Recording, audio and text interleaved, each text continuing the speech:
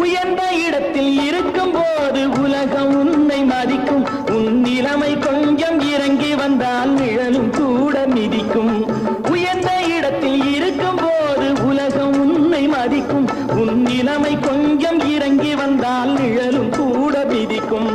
மதியாதா தலைவாசல் மிதிக்காதே என்று மானமுள்ள மனிதனுக்கு அவ்வை சொன்னது. அது அவ்வை சொன்னது, அதில் அர்த்தம் உள்ளது. பரமசிவன் கழுத்தில் இருந்து பாம்பு கேட்டது, கருடா சௌ